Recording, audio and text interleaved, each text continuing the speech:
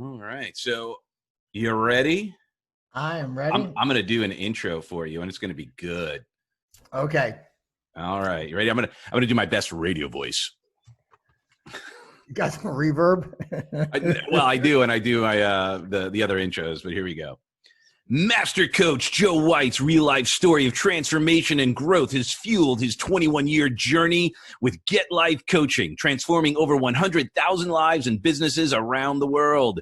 It started over 26 years ago when Joe was caught in the grips of a life-threatening drug and alcohol addiction. He survived a flatlined overdose only to spiral deeper into his addiction. His life changed in 1993 when he discovered a set of self-help tapes that became the catalyst for his transformation. In 1994, Joe broke free from his addiction and changed the trajectory of his life forever. It was 1999 when Joe founded Get Life Coaching in his basement. It was one of the first full-time coaching companies in the country. His unique no BS approach attracted many clients that were deemed as unhelpable. From there, Joe's reputation grew, and so did the results he was able to create. In the 21 years to follow, Joe grew Get Life Coaching beyond Delaware, throughout the USA and globally. Joe has worked with startups, entrepreneurs, small businesses, locally and internationally, from local business icons of EDIS, Goodwill, Santora and Associates, BHI Insurance, to global brands of Google, GE, Heineken, Corvo, and the Young Presidents Organization, Pan Asia Chapter.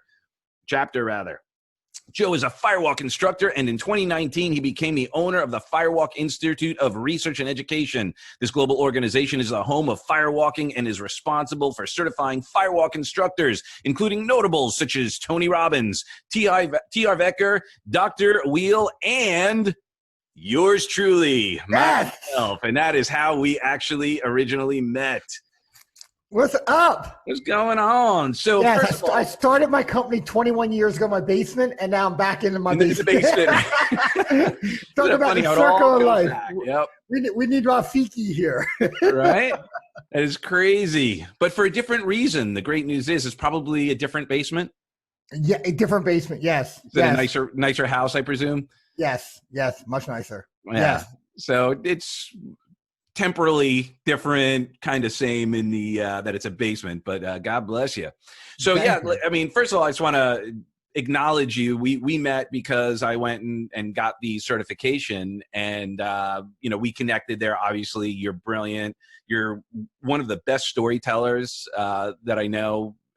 Your ability to share is like, I'm a huge storyteller and fan of storytelling, and you're up there with some of the greats. So I know for you and I, like in the coaching world, that means something. Right. I know if we saw other people like, oh, who cares? You can tell a story. Man, there is an art to telling a story and influencing and having it make a change and support transformation, because that's where the power is. And I think sometimes like people are new in the space, whether you're a speaker or a coach, they go and they hear a great speaker and they confuse that. And they end up spending a lot of time talking about themselves and how great they are, and how, because I'm great and I've done this, you can change your life too if you just listen to me. And that turns off audiences. And it doesn't mean they can't learn that storytelling style and approach, but there's a difference of, because we've all heard speakers like, okay, this guy spent the last hour telling how great he is, or this guy has spent an hour, you go back to the Jim Rohns and the Zig Ziglars telling a story about their lives that you feel sucked in, and you're just getting all this data and information and inspiration to empower your life. Right. Oh, totally. Yeah. I mean, and we forget that that's how we learn, is through story. And that's a delicate balance, speaking, we can touch on that as coaches, because I put in the content, the title, about coaching, because it's what we both do, is that delicate balance of connecting with someone through that story without sounding like, let me tell you more about me and how great I am. Yeah. And share your story, because I struggle with it too sometimes, where I'm like, my struggle is, why do people care? Like, I'm not here to talk about me. I'm here to support you. Like, tell me more about you. And even when it's appropriate, sometimes there's a part of me that goes, is this really necessary? Like, am I starting to sound like, oh, listen to me, I'll tell you what I think. Right. How do you balance that? Like, if you were coaching a coach.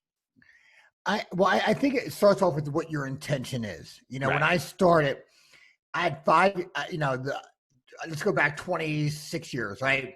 I was addicted to cocaine, alcoholic, on antidepressants, and seeing psychiatrists and psychologists. And I saw these Tony Robbins tapes at 1 a.m. in the morning, watched it for 3 consecutive nights, then bought those tapes. November 93, got clean on St. Patty's Day of 94, purely by accident. It was a great story. And I listened to those tapes over and over again for 5 years as I got myself clean. I didn't know what NLP was, or as Tony would call it, NAC, his rebranding of it. I just knew like these were tools that could change my life. So in 99, when I wanted to help people, I opened up Get Life Coaching, again, in my basement. And I was still fragmented, man. I was still twisted up inside. I had 5 years recovery, went to 12-step meetings, but I was just beginning to scratch the surface with all like the twisting and miswiring inside of me. So I always wanted to make a difference in people's lives, always been a part. I always, I did backyard carnivals and raised money as a kid, even my worst addiction. I would give like the few bucks I had left in my pocket to someone in New York who was, begging on a street corner or stuck at Port Authority. It was always in my nature. So when I wanted to coach people, my intentions were genuine. My alignment was off. In other words, I was very insecure. So I started off like, I would have to help you to change your life so I could feel better, right? Even though my heart was pure, my application was off. Because if I couldn't help you, then I was not enough. So, in the beginning, I didn't have a lot of clients, so there's no clocks in my office. So if you came in for 2:00, it's 4:30. We're still going, man. We're still pounding. We're getting through that wall, through the door or through the wall, but you're getting on the other side today. Yeah. So I think the first part of what you asked is come from that place of service and abundance versus insecurity and that ego, the armor that we surround ourselves with that protects our insecurity. I think that's the first thing. Number two is learn from the best. We're fans of Tony. Tony's great. Ziegler. There's so many people out there that know how to tell stories. And there's courses, and I can't really recommend one. I'm sure there's some good stuff. But here was the difference for me. I studied NLP, but then I began to learn Ericksonian hypnosis from Milton Erickson. And if you know NLP, Neuro-Linguistic Programming, one of the people that the two founders modeled, one was Milton Erickson, who used language patterns to create great changes in people. And that was huge. And I began studying that. And that really took my storytelling to the next story because I just didn't speak. I used language as a way to move my audience into different emotional states so that they can assimilate the message or get a level of transformation. So, and there's a lot of great courses out on Ericksonian hypnosis online and live. But learn how to speak that language. I think that makes a huge difference. Huge. Yeah. I mean, that when I first got into the similar, I think we had the conversation that tapes were I watched the infomercial, came home one night. I was like 17, hammered. And I was like, Mom, give me your credit card. And she's like, well, what for? I'm like, Tony Robbins, 30 personal power. And she's like, we have that. Like, what? No yeah, way. It's down in the den. It was still sealed. She never opened it, but it was the cassettes. And same thing. I listened to it for years. I at first didn't apply it. Like, I listened to it, but I didn't actually do the exercises. And then, 1 year I was like 21, 20 maybe. I basically did the Dickens process on myself and quit crack, pot, drinking, smoking, like everything in that one night. And then just applied everything and started doing music. That was my first career. I know your first career was also in the entertainment field a bit. Yeah, I started my first, look, I've been an entrepreneur since I was 12 years old. My first ever venture was a pro wrestling newsletter, right? Like WWF and all that. And what it was, I used to get news clippings that people used to send me, that I would cut and paste them. My dad would Xerox them. And Old school cut and paste. Yeah. Not with the mouse. Right. Glue and scissors. So I would sell that. And at 16 years old, me and my friend started a disc jockey business. And that was my first real, and we grew that. We grew that to about 20 DJs, and we had a retail store where we sold DJ equipment. And that kind of transcended and crossed over the timeline when I got clean. And eventually him and I separated. I kept DJing. I started the coaching process, started being a coach, studying, learning all that. And then I haven't DJ'd in 10, 12 years, long time. No, 40. So like 13 years now, probably 13, 14 years. You still have some gear? Like, do you ever? Oh, in the other side, I got the Tony Robbins tapes. I got like everything Tony in the other room, but I still got my personal power tapes. I'll show my daughter Emily. She's 6. I still got all my DJ. I got tons of vinyl. So anybody wants to come over, I can hook it up. I got the turntables, the Technique 1200 turntables. I got vinyl. We can have we have an old school house party here anytime you want. Right on. Yeah, it's cool. Like I don't play as much as I used to, but my walls like got guitars everywhere in the loft, and I pick them up every once in a while. And Ellie sometimes likes when I play, and she'll make up songs and stuff. And then other times she's like, just stop playing. I want to play, like just play. But granted, she's only 5. Yes. So while you were doing this, one of the things that I've worked on myself, and that's what I coach on, is like reinventing myself. And what you've just shared is some of your reinventions. Where have some of your attempts to reinvent, to overuse a word that's being overused right now, pivot? Where have been some of those situations for you, and how did you deal with if it didn't work out? Like, what did you do to adjust course? So let me ask you, frame this for me. Are we talking personal or professional or both? Both, either, whichever one that, because if you think the personal drives the professional, so you may have learned a lesson personally that you were able to apply professionally or vice versa. Well, I've been coaching 21 years. I've been on this personal development journey for 26 plus years. And I think one of the things that makes me a very successful coach in what I do is I've made so many mistakes along the way, personally and professionally. When I sit down with a client, like, oh, I know that pattern. Oh, I ran that pattern. Yes, yes. Oh, I still run that pattern a little bit, right? Right. So I have a lot of situational awareness when it comes to that. From a personal standpoint, I know this is just semantics. We've talked about this before. I believe that, we live in 2 worlds. We live in our core, right? That's an authentic part of us. Think of like the statue David from Michelangelo in this big block of granite. Inside that block of granite was a pristine statue of David. It just took the artist to take away everything that wasn't part of it. And I think the journey of our lives is chipping away of all these egos and insecurities and all these things that we think that is important that really isn't.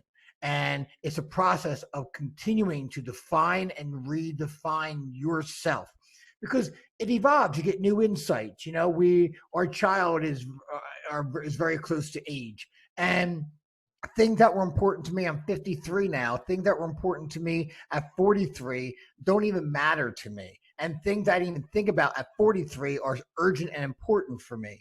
So I think it's more about, again, like the words, every year I pick a couple words to focus on. This year is the E words. It's empathy and ego. Learning to live with more empathy, seek first to understand, right? And number 2 is live with less ego, because ego's that protection. We always got to, all of that. And, I have a strong personality, but that doesn't mean I live in ego. It's not about me. It's about we.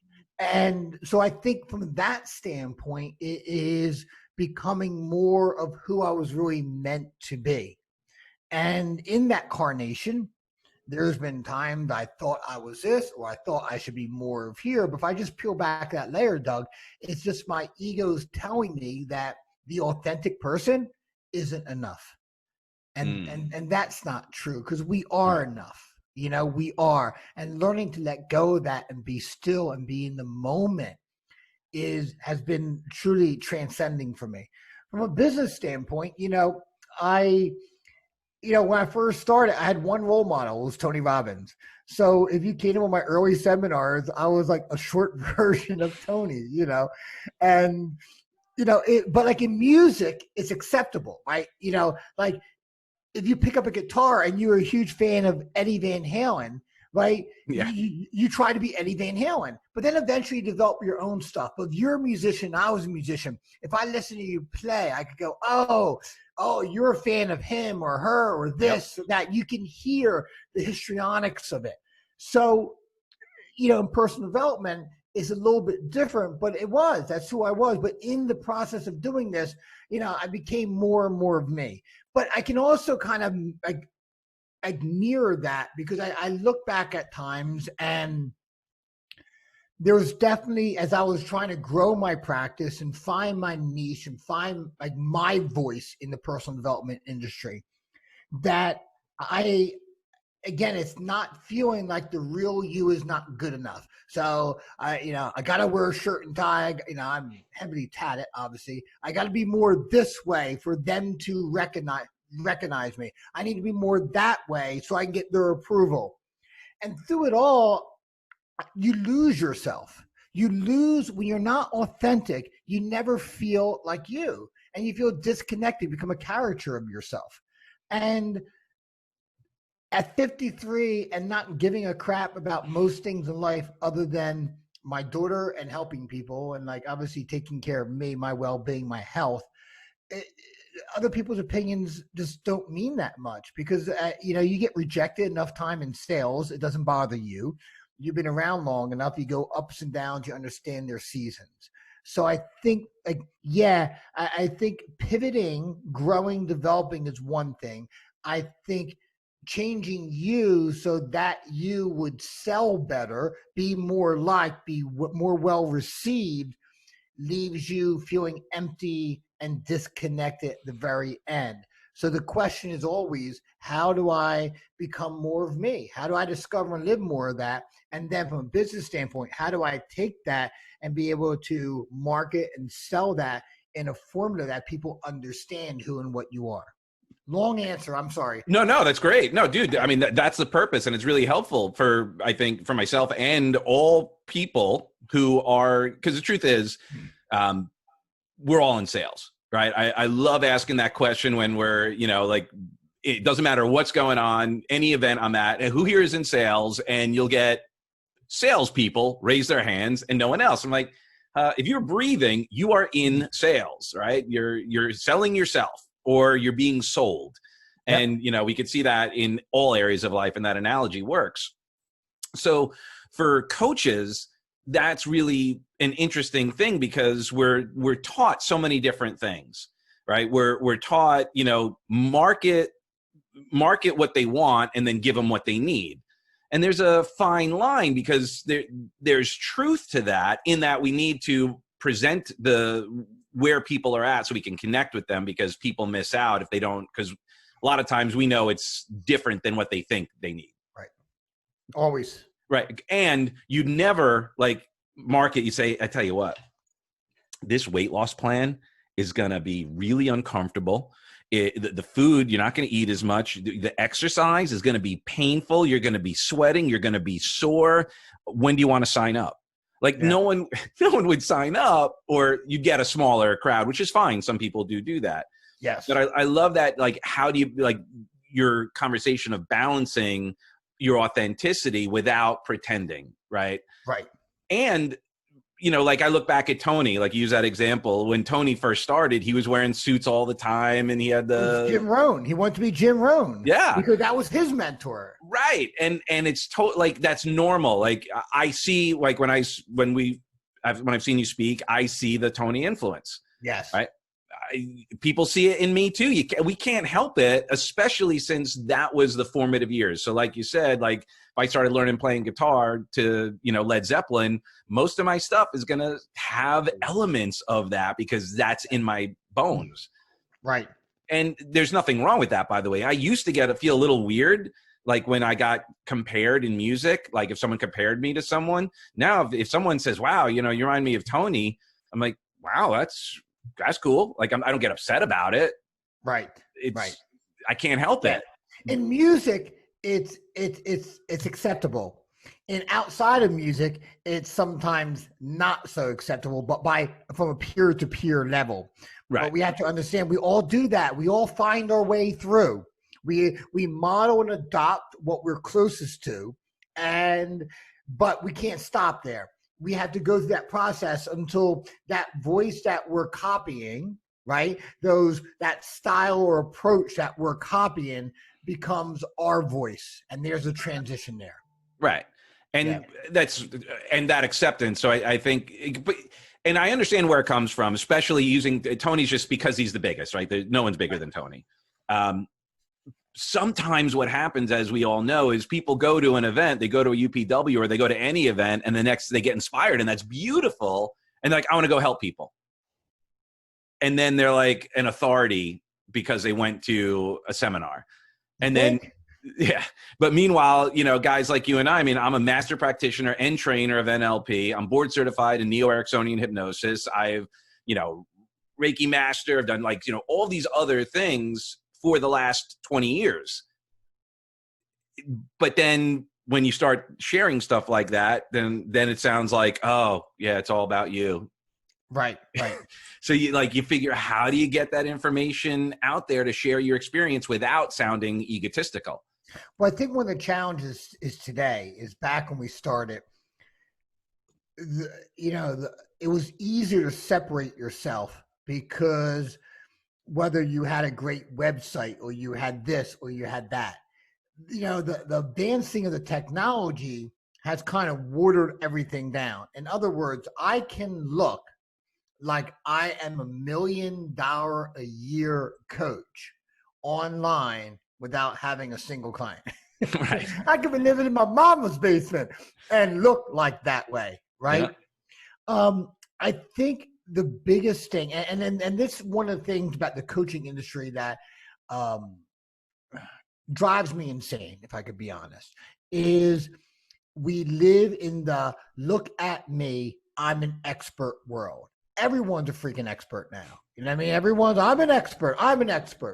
And like, how do you measure an expert? And like, who's the king of experts that gives out the title? You know, like you come to the Firewalking Institute, we have the master firewalk instructor. Well, we have a course that you have to go through. We have curriculum that you have to go. We have benchmarks that has to be hit. And then you receive that title of master firewalk instructor, right? But anyone can call themselves an expert today, right? It's kind of like it took a great idea and overran with it. And I think, like, really, I teach coaches all the time. If you're new into it, don't call yourself an expert. Call yourself an innovator. An innovator will go much further because it doesn't create an incongruency with your story. Okay, I have a new opportunity. I'm an innovator. How I'm going to help people or interface with people. And the second is like again, it kind of circled back around where you see a lot of everyone's doing. Like, it drives me crazy. Everybody, all the coaches, everything is a picture of themselves. You know, like that looks like, you know, someone took it for them, but they kind of just use a timer, right? And they're in a pose, and it's like, look how great I am, and here's some copy, and that will sell it to. That's going to sell it to people, right? And it's all over, right? All you got to do is click on one ad, and Facebook will give you 20 more just like that. Content is the key. That is, if you're a coach out there, stop telling people how freaking great you are and start showing them what you can do for them. Now, the pushback I get, but if I give all my stuff away, right? Get out of scarcity, understand marketing, because 90% of people who go to Home Depot or any other place and they learn how to lay tile will never do it themselves from beginning to end. They might start and go, this is too hard. They might take a free class and go, oh my God, I got to do all that work, right? And they're going to hire someone from Home Depot to do it, one of their subs to kind of do the work for them. Get out of scarcity. Give more content. And I don't mean like the little stuff. Like we have a program right now called it's getyouTolaunch.com, and it's a 30-day look over my shoulder, taking you from the beginning to a launch program and sustainable sales of a coaching business, right? It's everything from branding, from marketing, to what paperwork you need, to sales, to setting up a simple website. And it's an over-shoulder approach. So we're kind of, we call it, there's done for you, do it yourself. This is done with you. And we have live calls in it. And the thing I hear often is that, like if I give my stuff away, then there will be nothing left. We got to get out of that, right? We got to, if you want to be successful, start posting videos, start posting tutorials. Like I said, I just did one. It's a Facebook ad running right now where I give away like when you do a coaching intro discovery call, at some point you got to stop coaching and start selling, even though you're selling all the way through. How do you handle that transition, right? From launch from switching from coaching to the selling process. It's directly from my course, because what happens is come on, watch this. First Tony Robbins program or product, those tapes, then what did you do? Then I started looking for other tapes from Tony and other people. And actually, I'm interviewing Marshall Silver next week, and he's one of the other ones. Passion, Profit, and Power was one of the ones I got. Omar Perriou, we have him. But did you go more Tony events? No, actually, for a while, I was just all right. So the short story is I was listening to the tapes, applying them, went into music, and then kind of would just listen to some stuff. I never went to an event. Once I went to an event, game on. I went to UPW, went to MMI, went to Marshall's thing. I went to to tons of stuff after the first event. Right. So if they like what you offer, people will buy more. It's really that simple. Well, also what Russell Brunson does is you could get his entire package. I think it was like $50 or whatever. It might have been free. You pay shipping, and I got a box full of his entire program with a zip drive with everything on it. And then what happens is you go, I can't do, like, this is too much. I need someone to help me. Well, we do. We actually did the same thing with Frank Kern. Yeah. I did a program with him, and then I did his inner circle, and then I'm on day 10. I'm like, I just called them up. I go, how much would it cost for you guys to do this for me? They gave me a price. Now they do it for me. Yeah, exactly. Right. So they went from a $97 sale to a couple $1,000s a month. Yep. You know what I mean? And they did no work. I did all the work. I should get a commission for selling myself. Right. But that's how people buy. So we as coaches out there, you can't be scared. Give away your best content. Give it away. Right. Teach. Prove to people how you're different. Stop telling them, prove them, get them results. They will speak to the highest heavens about you. They will buy more from you. They will stay longer. They will become raving fans. So I think that's the way coaches will become more successful and stand out of this shouting match. I'm greater. No, I'm greater. I'm greater. I did this. I do this. I do this. I do NLP. I do this. It drives me up a wall. It really does. Well, I'll start clicking on ads on Facebook that I hate just to get more of that versus, so I don't get all that marketing, the marketers, social media people, the coaches, all that stuff is just the regurgitation.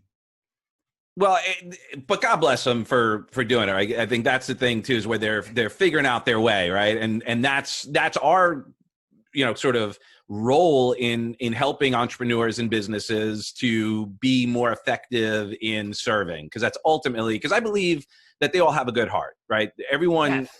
and I think sometimes there's conflicting information, or I mean, there's an element of truth to when someone says, I don't know if I'm an expert.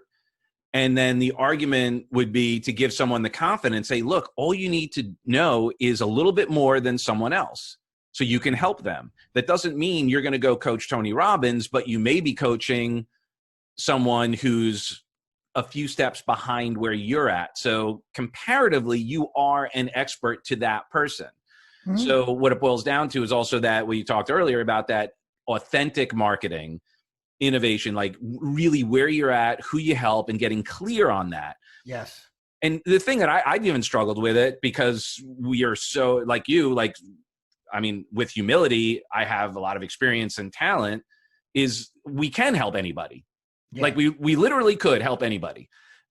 And then, but when it comes to marketing and like kind of being clear on messaging, when I'm out networking, so you'll meet somebody. Oh, what do you do? Oh, I'm a real estate agent. Okay. Well, do you have a niche? Like, what's your sweet spot? Oh, anybody wants to buy or sell a house. Right. Like, well, now I don't know who to send you. Right. Because I have a friend that might be looking for a $5 million house, which I know you'd love to sell, but that's not your market. And I may have an investor who's looking to, do a flip. They're looking for, maybe an REO or something like that. Like, you got to give me a little more. Maybe you're a first time buyer. But when people can't niche down and be okay with a niche, that makes it really hard to get out there and help people.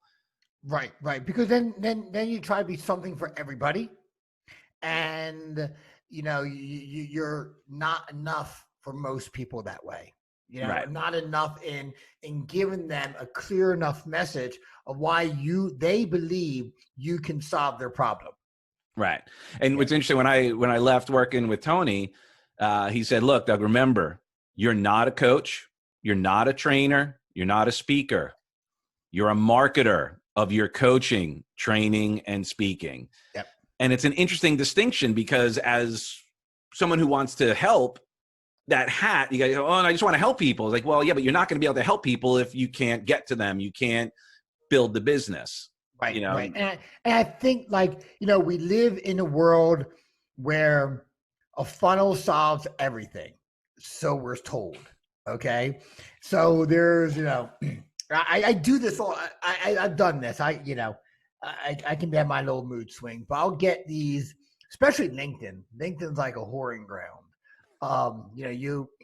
You comment one thing on LinkedIn and you get like 20,000. I can help you. Oh, Doug, I looked at your profile. We work with, and I do one test. Anyone who sends me a solicitation, I always say, great. We're a $500,000 a year company looking to go to $1 million. Please send me 3 referrals of people that you've took from 500 to $1 million with your strategy. Just let me talk to them, and then I'll come back and I'll buy from you. Right? Crickets. That ends that prospecting for them real quick, yep. Right? Because there is no quick fix, right? Funnels work when things work. I worked with a client the other day, and they bought a funnel. I bought a high price funnel, and it didn't work. Then they did another one, it did work. But, now they got all these leads, but they don't know how to close those people, right? So like everything with somewhat can work in the right circumstances. But if you don't have the back end of your business set up and solid, and I mean the branding, the marketing, the process of the onboarding process. Now, if it takes a week to get back to somebody, all of that, a good email, a way to segment your email list, knowing how to close a prospect, you're not going to be efficient and effective at what you do. And that's kind of like that missing layer for many, many coaches. They know they want to help people, right? But they don't know how. to do it. They hire something or buy something, but that's only a piece. So it's like me having a car and I have an engine, but I'm missing the transmission, or it doesn't have tires, right? It all has to work together for that to be successful. And it's better to build from the ground up, because then it becomes scalable. If you build from the top down, it'll be like an inverted triangle, and that base is really, really narrow. So you got to start at that foundation and take time to understand how marketing and sales, and I do a lot of sales training too, Doug. And I walk in there and they go, what do you guys do? And like, oh, we're customer, service, we're experienced agents. I go, bull. I say bull. I say you're salespeople. And for the rest of today and tomorrow while I'm with you, we call ourselves salespeople. No, we don't call ourselves salespeople. I go, but that's what you are, right? Because we think sales is a dirty word. Sales root word means to serve. To serve. You have the ability to impact a life, a family, a generation out there. Right? If you don't, they will find someone to try to solve their problem. And if you believe in yourself, like I know you believe in you and I believe in me, I believe if God brought me that person, I can help them. You know what I mean? Yep. As long as this matches up with what I do. If you want, me sell you real estate, I can't do that, right? But I know my space to operate in. If someone fits in there, then I have to believe I'm the best person to help them. If you don't believe in you, you're not going to be successful with it.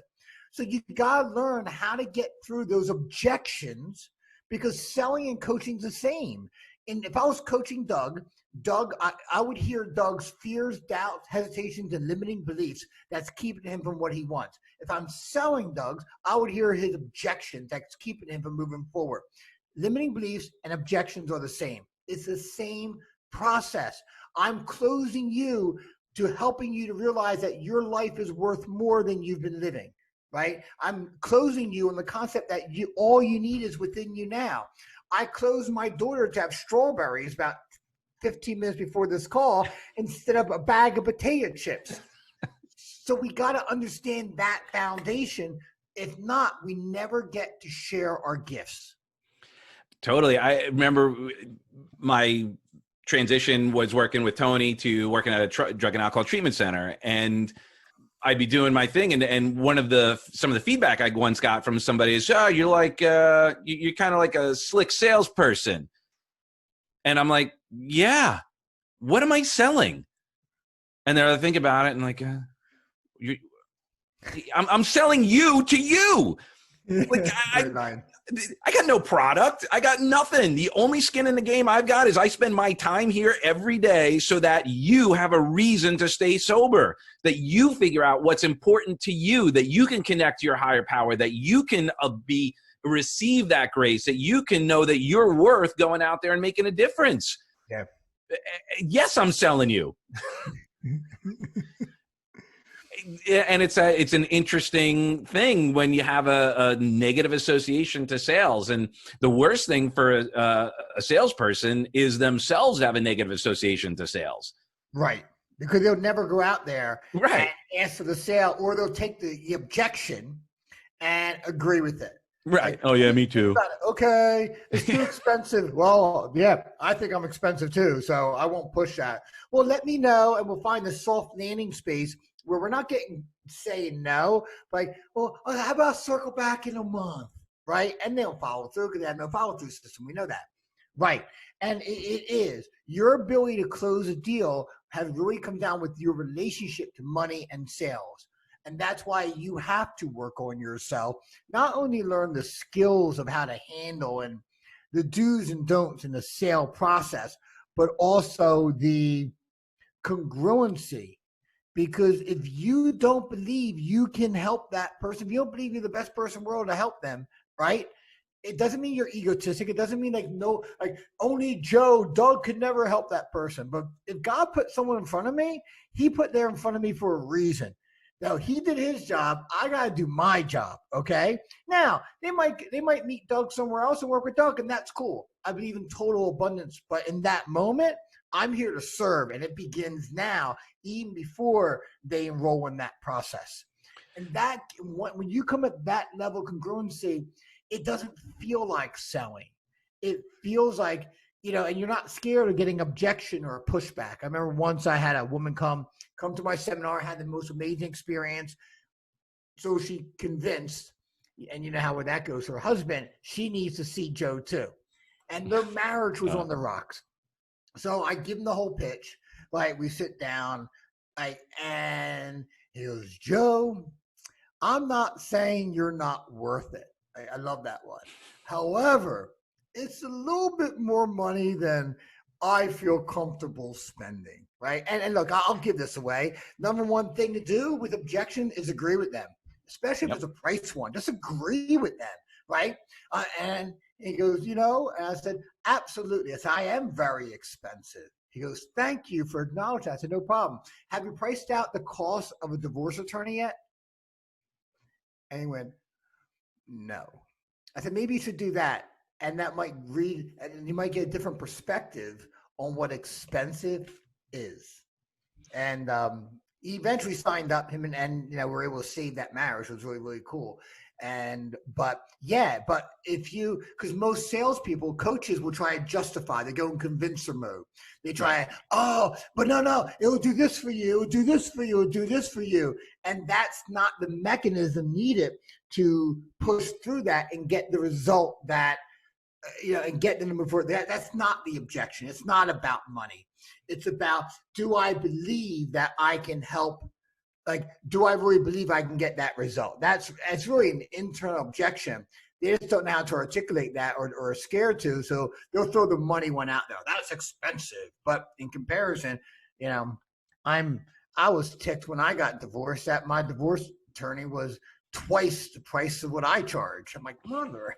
Right. Well, and part of it too is like what you shared earlier about that belief in yourself and that salesperson that agrees. Part of that was that guy's also his self-worth conversation. 1,000%. He's like, right, I'm not worth that investment. I know I'm not saying that you're not worth it. What he's really saying is I'm not. So your reframe giving him something, well, are you worth is your, destroying your relationship and paying for it worth it? Yeah. I'll take money right off the table, man. Cause I don't want to talk about money. Yeah. Because money's irrelevant. It's irrelevant. I'll take on most purchases, it's irrelevant. I take it off the table. I want to deal with the real issue and see if we can make headway there.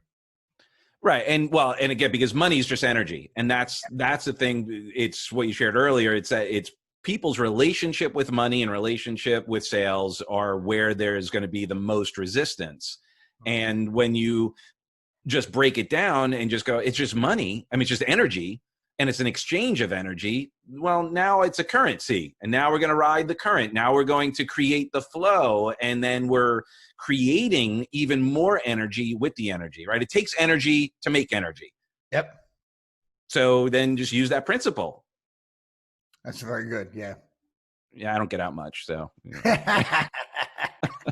nobody does anymore. Right. Hopefully that's changing. Yes. Well, so yeah, you're in Maryland. Delaware. All right. Yeah. How locked down are you? Our lockdown officially ends on the 1st. Great. Okay, cool. But we can't still do our live events. Right. We have our FITS, which is our firewalk instructor training. It's for those who want to learn how to do firewalking and have their own seminars, glass walking. Yep. It's where we met. Yeah, with the Firewalking Institute. Which is a great event, by the way. So anyone who's interested, definitely reach out because they're going to be starting up. Our next one's in August, firewalking.com. And we're the home of firewalking. We start all of this, right? It's so cool. The history behind that. However, I know for a fact, unless there's a pushback with how the conditions, that we'll be able to do at least fit outside. Okay. So I could get like a huge tent, like a 25, 30 foot tent, right? Mm-hmm. I could do like something like that. I could do. So my other programs, I can't do outside. It's different, but the firewalking, it would be kind of cool. So we know we can do that. So that's really good. And the other ones, my next event is in July. We'll see how that holds. That's the uncertainty of everything. You can set a date, but you don't know. Right. So how have you dealt with the because we always did hybrid myself, like, we have the group calls, we have we've always utilized Zoom for the last few years, but there was always that live component. Um, what do you see the future as far as the integration of technology? Do you see less live events anyway? Do you think there'll be a resurgence of people just hungry to get out? Like, what do you think? What's your crystal ball telling you? I think the problematic side with where we are at is that there's no end date. We don't know. So you know as well as I do, based upon emotional needs psychology, without that certainty, Yep. right, it creates more uncertainty, right? So I think it's always going to be a little bit. I don't really know until there's a pervasive feeling like things are good, whether it takes a vaccine, whether we believe in it or not, a vaccine, numbers reporting, just people getting sick of it. But we need that level of certainty, that baseline of certainty. Well, I think it would help, not to go down a rabbit hole, but to be told what that number that they're looking for is anyway. Right. And they're not even given, like, the people who are making the decision aren't even saying, you know what, once we see this, then we're okay. Because just go, to say when a vaccine comes out is not, that is not certainty. Right. And I think the best analogy I heard was, it's like they're building an airplane while they're flying it. You know what I mean? That's which is a way you do a business, and that's fine. But yeah. You don't do that with other people's lives. Like, you do that for yourself, and you can figure out as you go. The impact is not, because millions of people aren't looking at us kind of going, well, what are you doing next? We give them the certainty. Oh, this is what's happening. Even though in our heads we're going, oh crap. Okay, what am I going to do here? I'll fix that. Right. I think, but once we hit that point, we're social creatures, right? Will there be some people who kind of choose to do certain things virtually? Yeah. Will there be new opportunity? Absolutely. Right. But if you look at experiential, like the seminars that you do, or I do, or Tony Robbins does, you can't do that virtually unless there in such time there's enough virtual reality out there where it feels like we get bored. I was on a Zoom call. It was like a networking event, right? And a half hour into it, I'm bored out of my freaking mind. Okay, I'm being honest. Like, this is great. I can do this, right? But like, I don't care. Like if Tony Robbins did a 14-hour, UPW, Tony Robbins, right? I would be like on Facebook in 15 minutes. I'll be like, let me pay some bills, or let me work on this. Like, it's just human nature. Like the magic of immersion seminar is you go into this room and you lose all track of time and other concepts, which induces a certain level of state, which allows a lot of learning to occur. Yep. That's why there's not a lot of breaks. We don't. You've done seminars. I've done seminars. We've been to seminars. We look down the clock and go, "Oh my God! We start at 9. It's 4:30 already." Yeah. Maybe someone's got to eat. Yeah. What's food? Right? Well, and that's so funny because a lot of times, like, people would say, when you hear the hours of an event, they're like, I can't be sitting for 18 hours or 16 hours or 12 hours. I'm like, don't worry, you won't be. And you won't know what you're doing anyway, but the time will fly. Trust us. Right. But here the time flies, but not necessarily in the best way, because if you're on a Zoom networking thing, half the time, you're doing other stuff, answering emails, working on we're doing multiple things. And that is not going to be the most effective learning. We're not going to have the best connection, and we're not going to get the best results. And like, I hear every a lot like, oh, this is the new way. I don't know. I don't know if I agree with that. I think we'll get bored of this. We are social creatures at the end of the day. We feel like I'm good at keynote. If someone wants to pay me to do keynote, I'll do a very, very, very good job. But if you want me at my best, put me in front of a crowd that I can interact with. That's where I raise it really, really high. That's just me, right? I need that interaction to play off, that energy. And I get some of it with Zoom, but it's two-dimensional versus three-dimensional with every sense invoked in that experience. So I think like people begin to get tired of it. I think as we feel more comfortable, it'll kind of be, like one of those types of graphs, as we get more comfortable, right? And as we get more bored, I think we'll hit a point where we'll end up. Oh, there we go. Thank you. Oh, say hi, Em. Remember Hi. Doug? Remember we had breakfast at Disney. Remember him, his mom? And Elevie? And his daughter? We saw Winnie the Pooh for breakfast. Captain Hook, you were scared. Or the Mad Hatter. Yeah, the Mad Hatter. Yeah. Remember? I think I remember something. Yeah, I'll show you. I think I remembered. Wasn't it what I stared at? Wasn't it? Not. It wasn't Winnie the Pooh. It was No, the other it was a guy. Mad Hatter. Yeah, yeah. But we saw Winnie the Pooh, Yeah. and his daughter is like your age. The only one I was scared of is a tiger. Oh, okay. All right. And you guys took pictures with Winnie the Pooh? Yeah, I'll show you some pictures when we get done. Yeah. Yeah. All right, here we go. We got to tell that story before we wrap. That's the most amazing story of serendipitous moments. Right. Totally. Okay. So I think we'll hit that saturation point, Doug. Yeah. Okay, you get something. You get chips. Yeah, you get chips.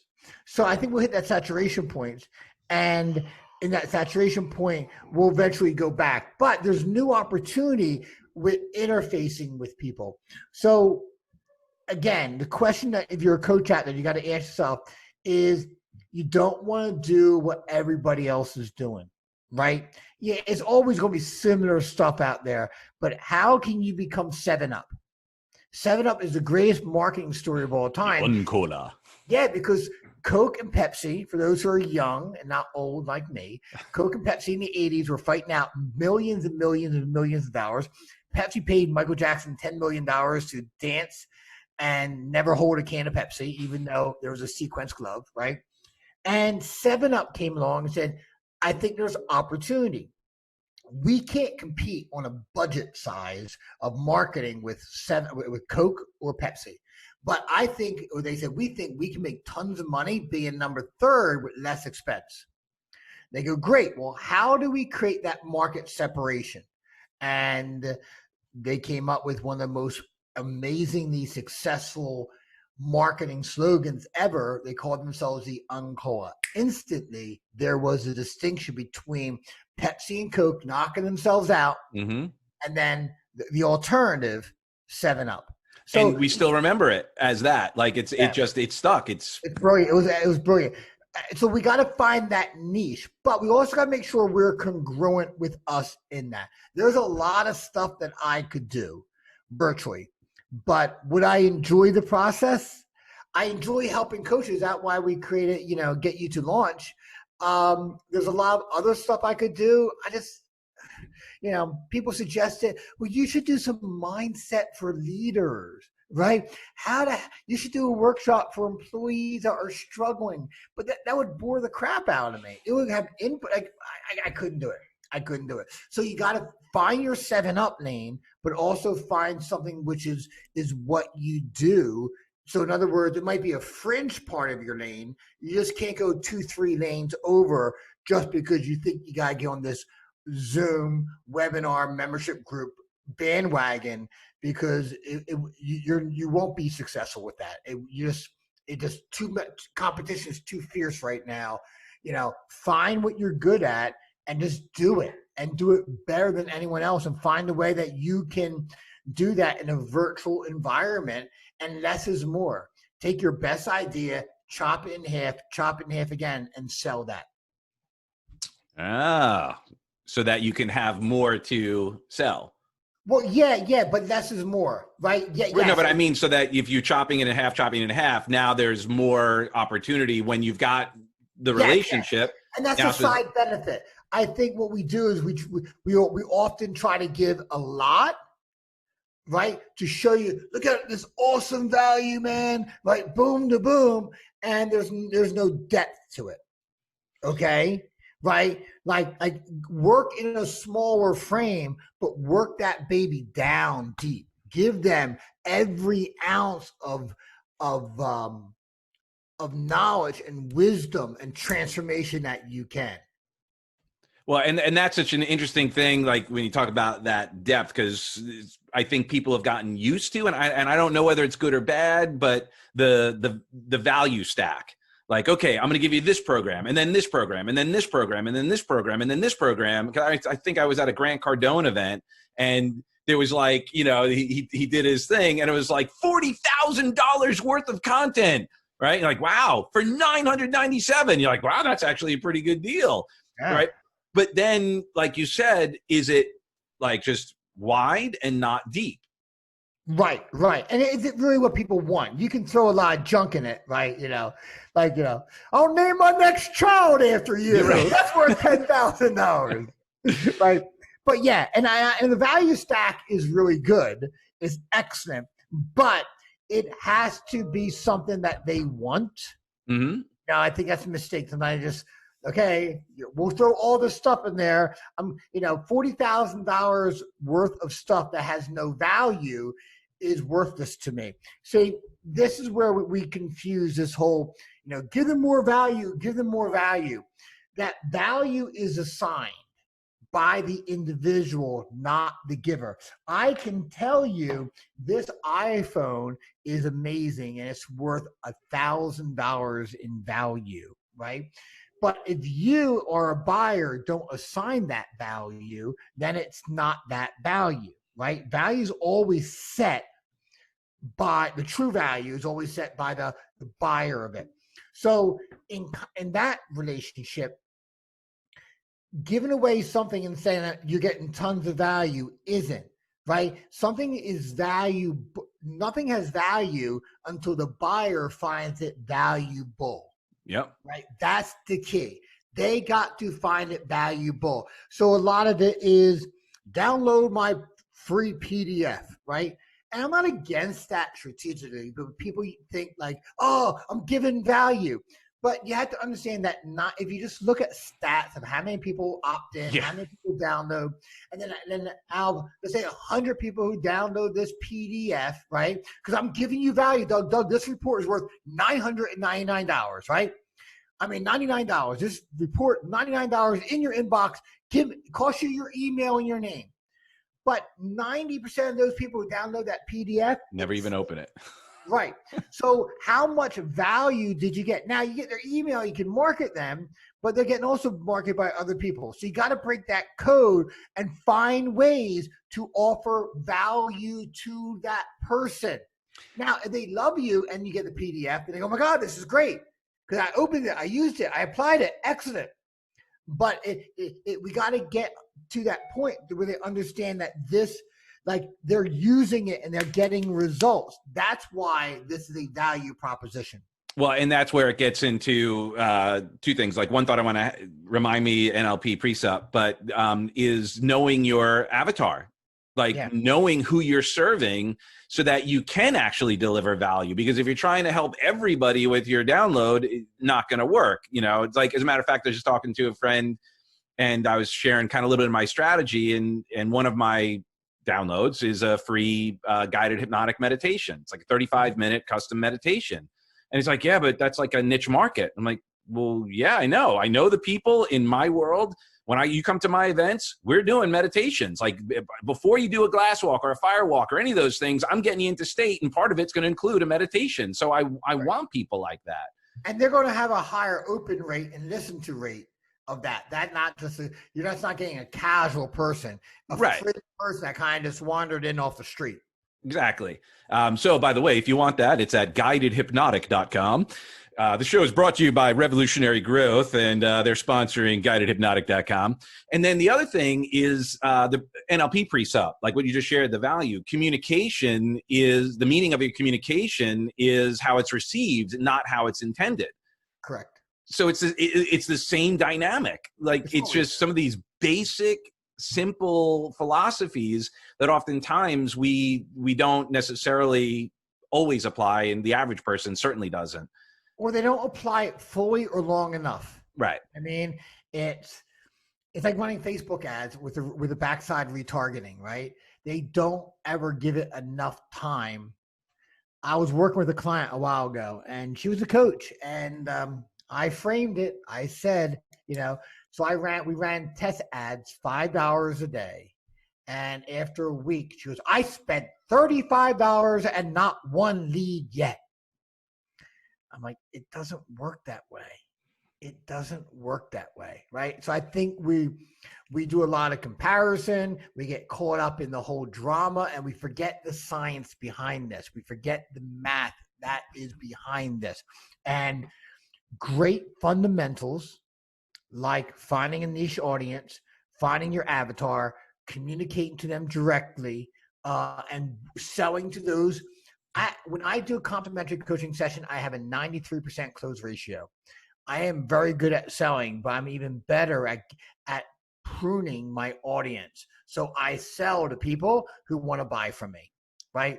That's my secret right there. 21 years right there.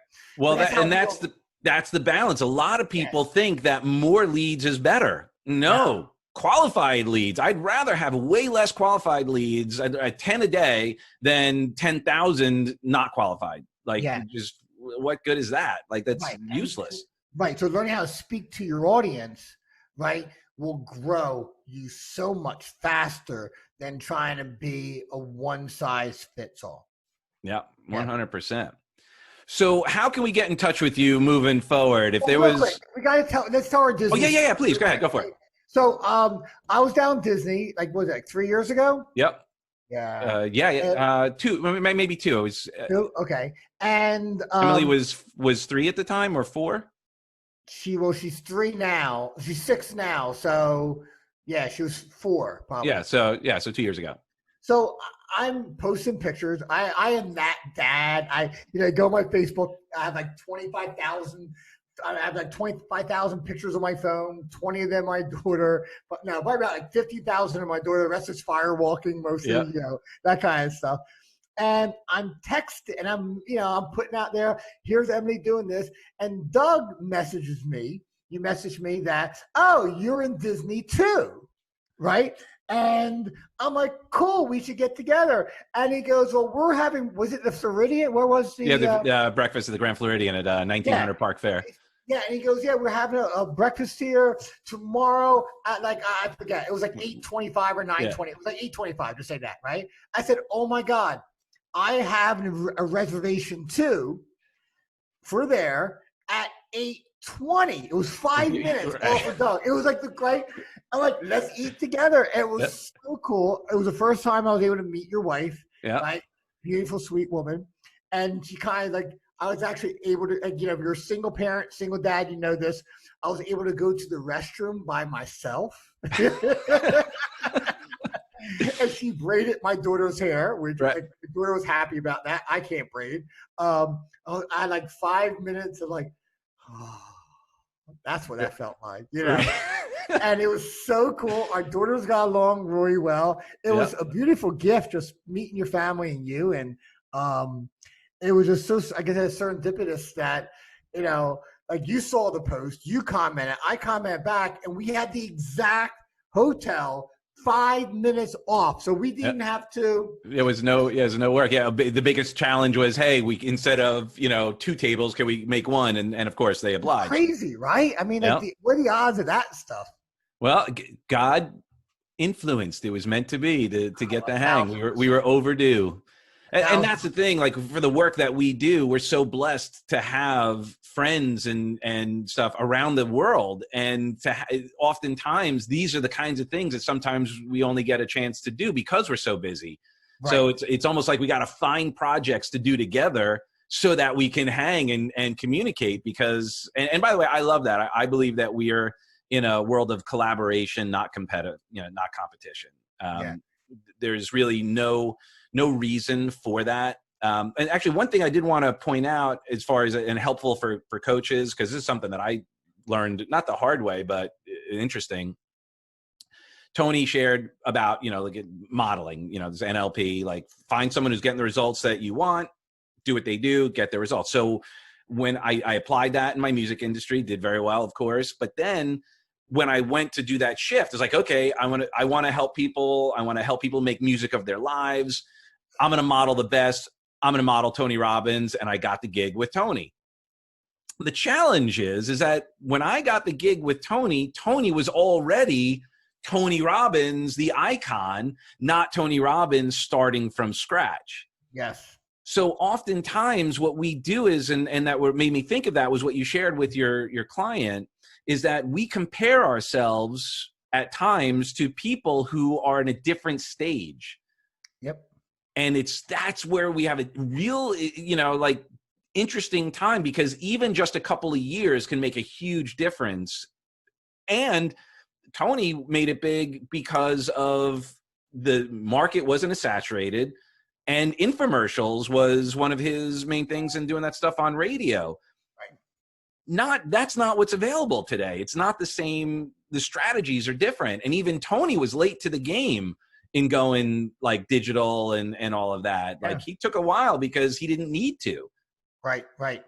And I think like the mistake that new people make, or existing, is they look at Tony and they don't understand that the 1% rule, which means there are people who are like a top 1% and they have a different rule book. Tony can do certain things because he's Tony Robbins. Yeah. Frank Kern can do certain things. Doesn't mean you can't learn from them or synthesize it down and get the mechanics of it, because usually it's part of, if you ever funnel hack Tony Robbins, it's crazy the levels of complexities and layers of his funnels, right? Really kind of cool. And like, so you're only seeing one thing go, oh, if I do that, I'll get results. No, Tony can do that because he's Tony freaking Robbins. But even Tony doesn't trust Tony being Tony freaking Robbins, because that's only a splinter of this. If you pull out to the macro of this funnel that all kind of works together, and we get seduced, and then what happens is we don't get results, and then we get discouraged. Yep. Right. So I think it's kind of going back to that foundation and doing be cutting edge, but also do fundamental principles that will help you grow your business. I mean, whether you're a Trump fan or not a Trump fan, doesn't matter. This is a great story. So Trump used to do these talks up in New York. There was like the Learning Annex, it was called, and he was involved in it. So a guy paid all this money, sat up front. Love what Trump said about business. This is like long before Trump ever got into politics, right? Which is not that long ago. But yeah, which is not. You know anything about New York or Learning Annex, right? Yeah. So then he spoke next year again. So the guy sat in the front row again, paid thousands of dollars to sit there next to this global icon.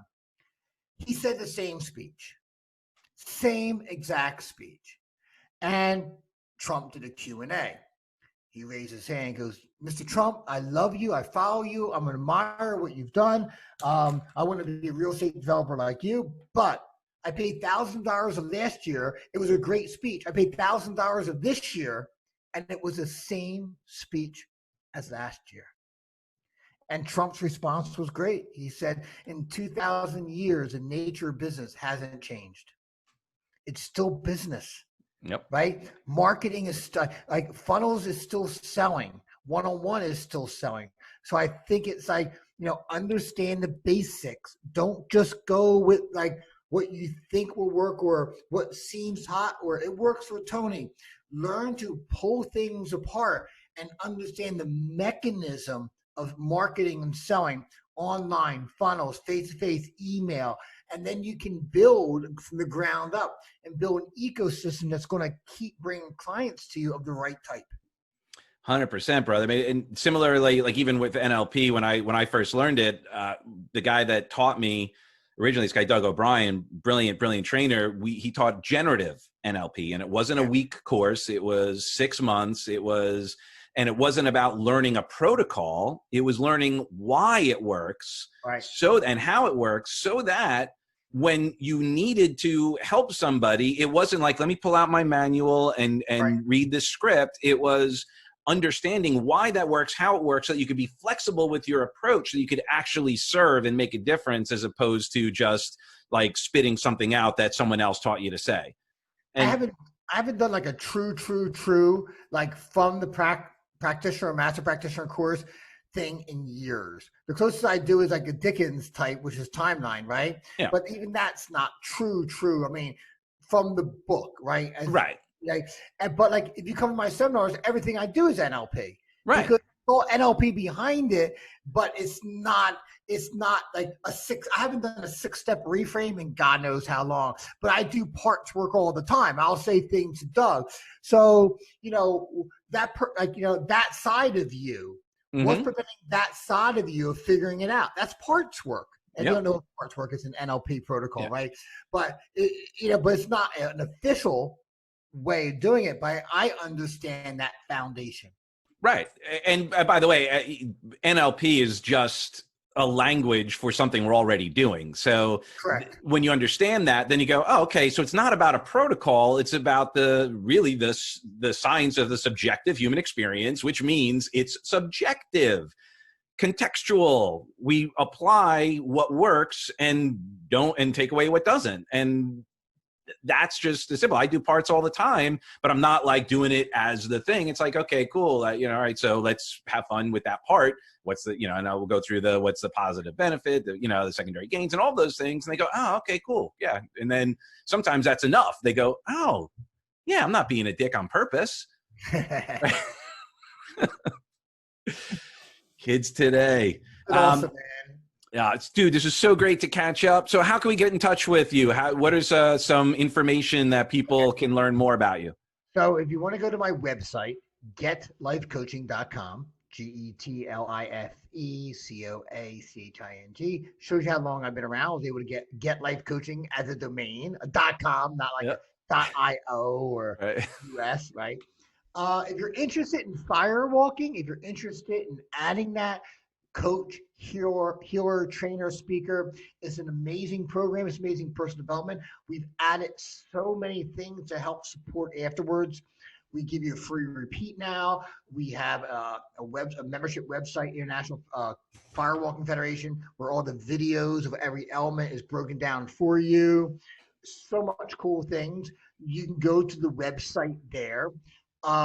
You can also, if you're a coach out there and you are just starting out or you are struggling to go from part-time to full-time, to hobby to legit, to just kind of find your rhythm there, we have a 30-day program. It's recorded, lifetime access, $97. It's very inexpensive, but it is packed with everything you need. It's kind of looking over my shoulder in the process. And you can go getyouTolaunch.com, and there's some information there. My social media, you can find me. It's Get Life Coaching, or my personal is facebook.com/Coach Joe White. So somewhere there, or just message, or you can just text me at 302-229-9117 saying, hey, let's talk. That's, 302-229-9117. That's my cell phone. It's somewhere around here. That's the cell phone. There you go. Your $1,000 iPhone. There you go. Yeah. So you can get $2,000 for you. All right. But you can just text me and say, I have a question about this, or I'm interested in a complimentary session. Maybe you can help my business. I suck at sales, but I know I'm here for a reason, and I know I'm here to impact lives. Can you help me with that? And we can see where it goes.